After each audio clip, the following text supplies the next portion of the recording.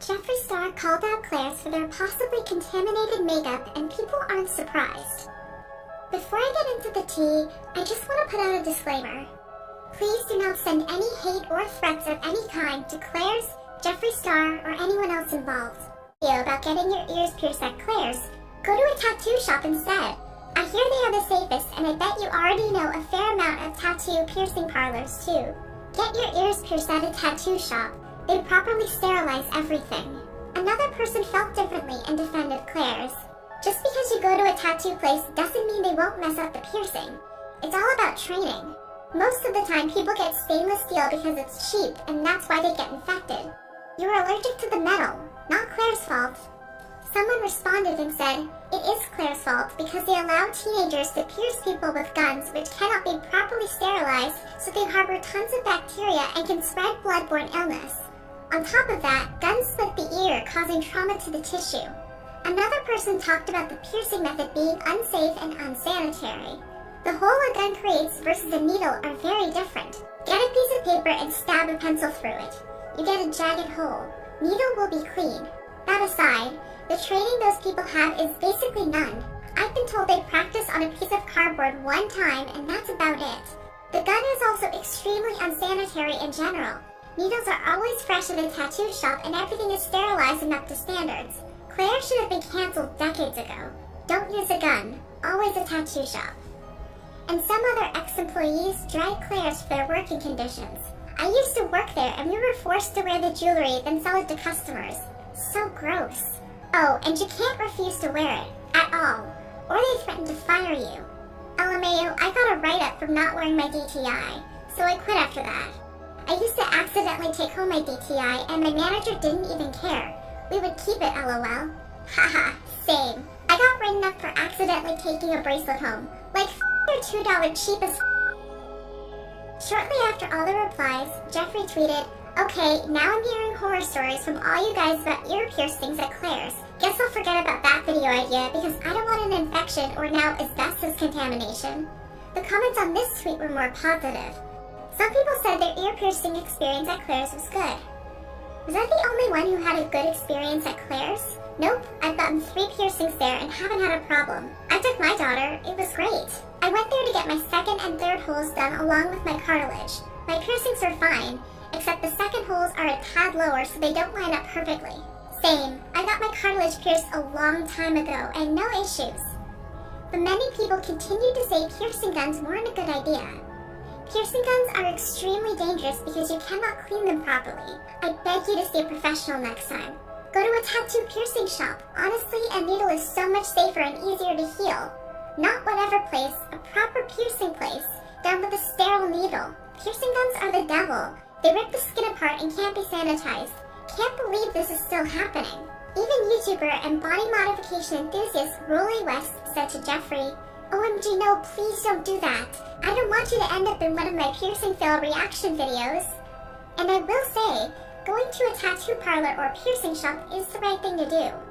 The Association of Professional Piercers explains, a number of states have made it illegal to use a piercing gun for any piercings besides the earlobe, and with good reason. Most ear piercing guns can't be sterilized, and anyone being pierced by them is at risk. A reputable professional won't use a gun for any piercing, even for earlobes. And Whitney, a piercing expert, explains, piercing guns are not designed to pierce noses. Not only are needles much safer, they're also cleaner, more accurate, and less painful. There are many reasons why you should never use a gun to pierce anything but a lobe, and many reasons you shouldn't use one on a lobe either. Safety, cleanliness, accuracy, pain, infection, complication, the list goes on, and it includes size as well. Piercing guns almost always use 20 to 18 gauge wire, since most standard studs and most French hook earrings are 20 gauge, but other sites require other sizes. For example, lips and navel piercings require 14 gauge jewelry in lengths much longer than standard studs. So even if you manage to pierce the lip or navel with a gun, you'd have to immediately pull it out and replace it with longer, thicker jewelry. In other words, you'd have to shove a too big post into a too small hole right away. Ouch! Do you really want more pain at that point? Much easier, safer, smarter, cleaner to use the right size needle for the job. The blunt force of a piercing gun is likely to rip or shatter your cartilage. In fact, using a piercing gun on cartilage has been outlawed in many places. Okay, so back to the tea. The next day, on March 6th, Claire's tweeted this. At Claire's, customer safety is paramount, and we pride ourselves on providing our customers with the highest quality and safest products. We wish to address today's FDA warning that 3 cosmetic items sold by Claire's may have been contaminated with asbestos. And also attach this notice.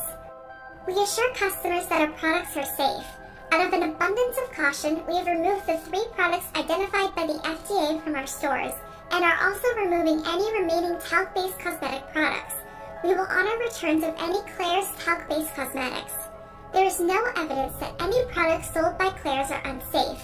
In early 2018, the 3 items identified by the FDA were extensively tested by multiple independent accredited laboratories, and all products were found to be compliant with all relevant cosmetic safety regulations. The recent test results the FDA have shared with us show significant errors. Specifically, the FDA test reports have mischaracterized fibers in the products as asbestos, in direct contradiction to established EPA and USP criterion for classifying asbestos fibers.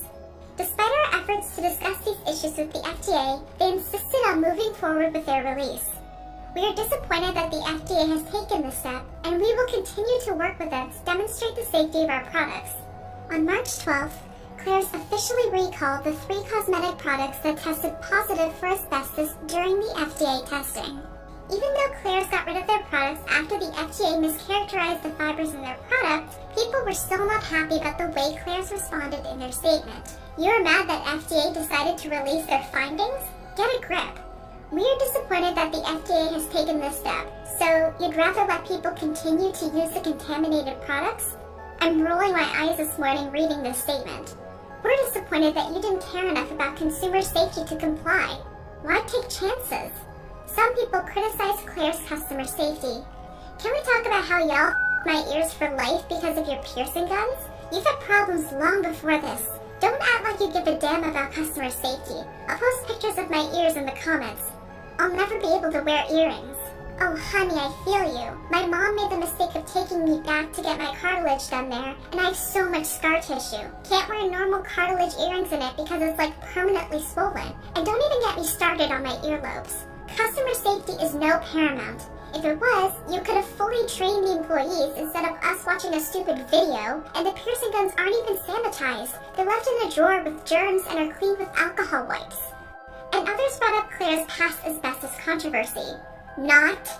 CNN reported your asbestos contamination back in 2017. On follow-up, you were caught again. So much for your recall 15 months ago. But they've had this issue on the table for a year and a half. Until now, the stance has been to deny, and state internally not that there isn't any asbestos, but a legally allowable amount of asbestos. These are children. Basically, back in 2017, Deaton law firm that specializes in asbestos litigation found asbestos in 24 makeup items from 17 kits, including eyeshadows, blushes, and compact powders, all talc-based. So, what's the big issue? Asbestos is a lot more complicated than we think. I don't excuse the FDA reports, and I do believe we shouldn't take risks when it comes to hazardous products, but it's important to be educated on why some makeup products are dangerous. So back in 2017, the mother who sent Claire's makeup to test for the cancer-causing material shared a sob story about her daughter. Her daughter asked, "Am I going to die?"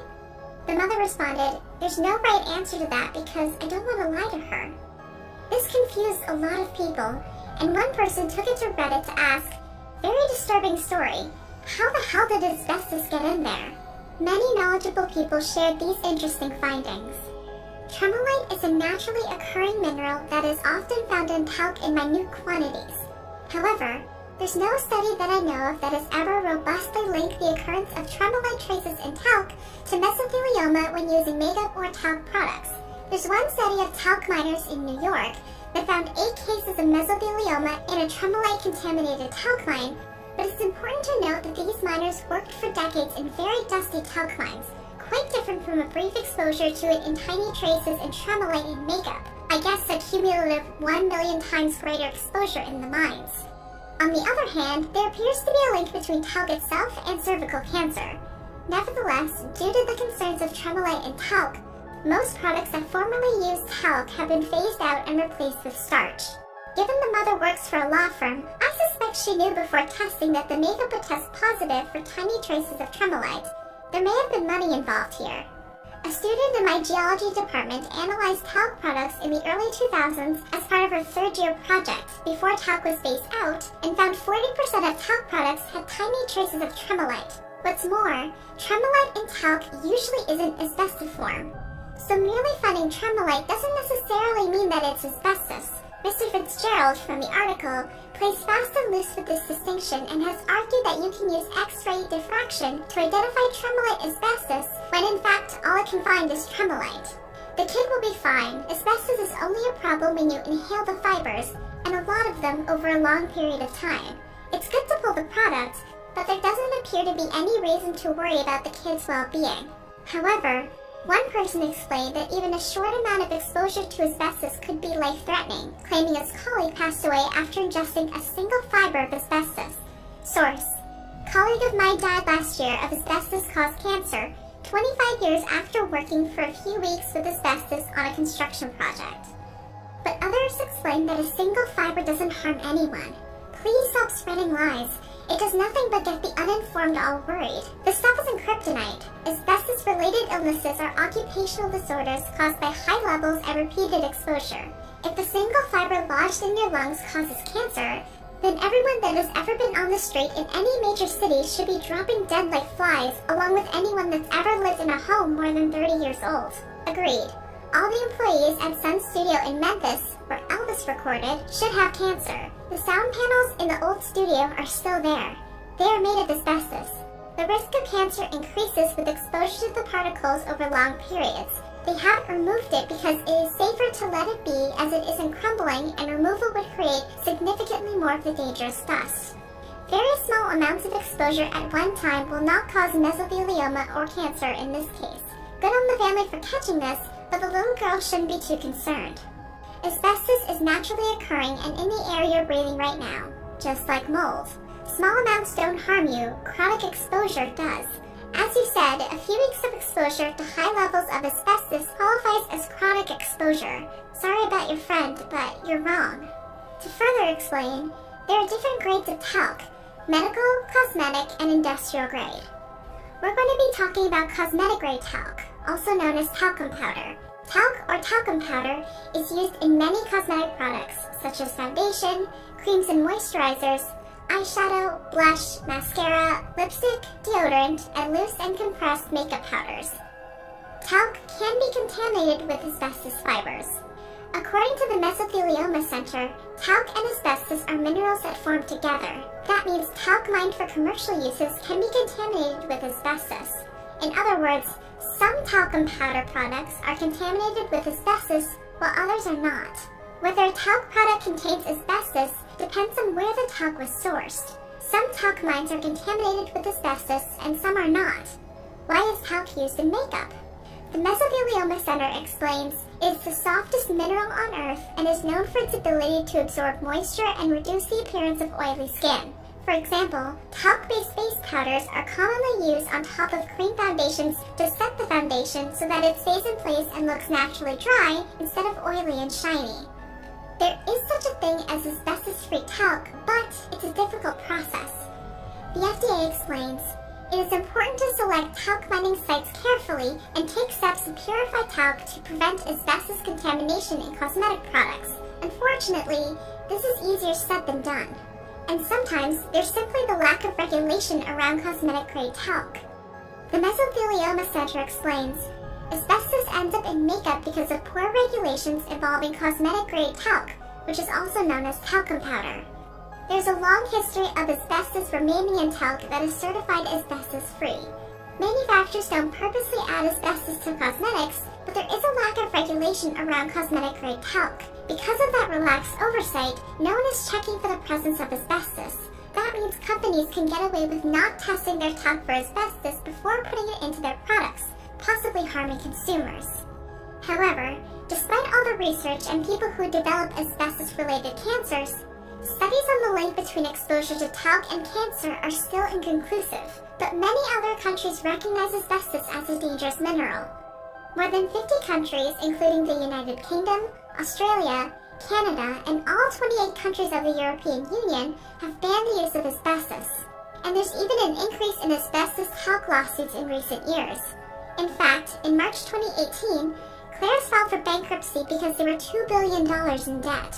People suspected they took a big hit after their makeup recall due to their asbestos case in 2017. But even so, not all countries ban asbestos. Surprisingly, the US is one of the few countries that hasn't banned it. According to the Mesothelioma Center, the US continues to import and use asbestos with no plan for stricter regulations in place. It may be shocking to many, especially if you're among the majority of people who believe that asbestos was banned in the US after warnings were issued in the 1970s. Overall, I think Claire's did the right thing by recalling their allegedly contaminated makeup. Their Twitter statement was a bit defensive, but they did do the right thing in the end. And I'm glad the FDA is taking action for our safety. They explained, "There are currently no legal requirements for any cosmetic manufacturer marketing products to American consumers to test their products for safety. The FDC Act imparts the responsibility on us to monitor the cosmetics market and take action to protect consumers if needed in the post-market setting. Cosmetics must not be adulterated or misbranded, meaning they must be safe for consumers when used according to directions on the label or in the customary or expected way, and they must be properly labeled." The FDA's current work focuses on reviewing scientific literature, reviewing reports of adverse events involving cosmetics that we've received from consumers and health professionals, research, surveillance, education and outreach, and pursuing enforcement action against products on the market that are not in compliance with the law or against firms or individuals who violate the law. Although the law doesn't require cosmetic products to be registered with the FDA, we're also calling upon cosmetic firms to take responsible steps to voluntarily register their products and list ingredients, including talc, used in their products via the FDA's Voluntary Cosmetic Registration Program. And if you're really worried as a consumer, you can look for talc-free makeup products. What are your thoughts on this situation? Let me know in the comments down below.